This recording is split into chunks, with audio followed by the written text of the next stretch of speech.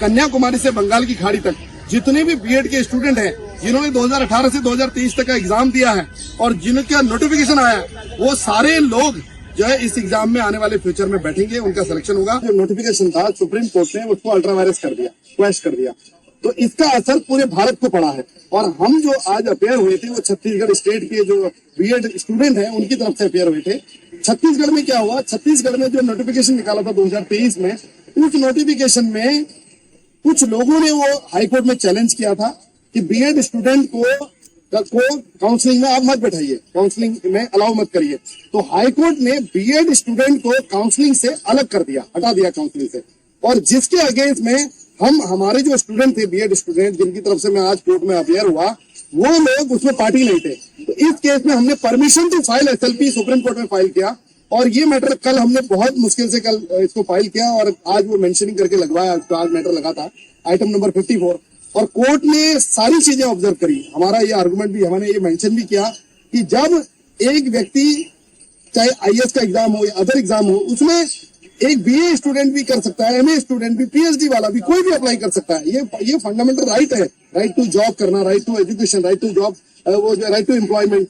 तो हमने ये बोला कि इस केस में ये जो मैटर है, इस मैटर में जो जजमेंट आया है वो 2023 का आया और 2018 से लेके 2023 तक बहुत सारे स्टेट ने नोटिफिकेशन निकाले हैं जिसमें कि बीएड स्टूडेंट बैठे हैं और एग्जामिनेशन में सेलेक्ट हुए हैं और सेलेक्ट होने के बाद उनका जो काउंसलिंग होती है उसमें रोक दिया गया, जबकि ये जजमेंट रेट्रोस्पेक्टिव नहीं हो सकता है। इसलिए सुप्रीम कोर्ट ने आज ये ऑर्डर पास किया है कि जितने लोग एग्जाम में बैठ रहे हैं, जितने बोलों की काउंसलिंग कल होनी है, क्योंकि कल 30 तारीख को काउंसलिंग है, 30 अगस्त को, उनको बैठने दिया जाए। और हाईकोर्ट को ये डायरेक्शन दिया है कि हाईकोर्ट और उनको जो स्टेट को ये डायरेक्शन दिया गया कि जो अपॉइंटमेंट हो रहे हैं, जितने लोगों के अपॉइंटमेंट हो रहे हैं, उनमें ये क्लॉज डाला जाए कि जो भी उनके अपॉइंटमेंट हो रहे हैं वो outcome of the high court judgement में माने जाएंगे, क्योंकि मैटर हाईकोर्ट में पेंडिंग है। अब हाईकोर्ट का जजमेंट अगर बीएड स्टूडेंट के फेवर में आता है तो बीएड जितने लोगों का सिलेक्शन हुआ है वो कैंसिल होकर बीएड स्टूडेंट जो लोग काउंसलिंग में आए हैं उन सबका सिलेक्शन होगा। तो ये एक बहुत बड़ी ग्रेट न्यूज है बीएड स्टूडेंट के लिए। और कन्याकुमारी से बंगाल की खाड़ी तक जितने भी बीएड के स्टूडेंट हैं जिन्होंने 2018 से 2023 तक का एग्जाम दिया है और जिनका नोटिफिकेशन आया है, वो सारे लोग जो है इस एग्जाम में आने वाले फ्यूचर में बैठेंगे, उनका सिलेक्शन होगा, क्योंकि रेट्रोस्पेक्टिव इफेक्ट नहीं हो सकता। और ये मैटर जो जजमेंट है ये गलत जजमेंट है, इसको रिफर किया जाए 3 जज बेंच को या 5 जज बेंच को, ये भी हमारी प्रेयर थी। और फाइनली ये हाईकोर्ट डिसाइड करेगी इसको।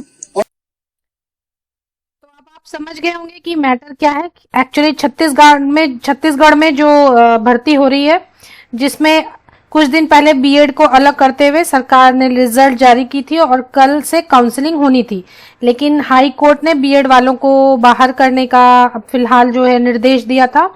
आज सुबह छत्तीसगढ़ के साथियों द्वारा एक विशेष योजित याचिका की सुनवाई के लिए सुप्रीम कोर्ट से चीफ जस्टिस जी द्वारा 3 जजों के बेंच को मामला ट्रांसफर किया गया, जिस पर सुनवाई के दौरान बेंच ने कहा कि कोई भी फैसला आप किसी भी कीमत पर रेट्रोस्पेक्टिव लागू नहीं कर सकते। मतलब जो पुरानी भर्ती हो रही है, पहले से हो रही है, उन पे आप नए नियम लागू नहीं कर सकते, ऐसा कहा सुप्रीम कोर्ट के 3 लोगों की जो बेंच थी उसमें।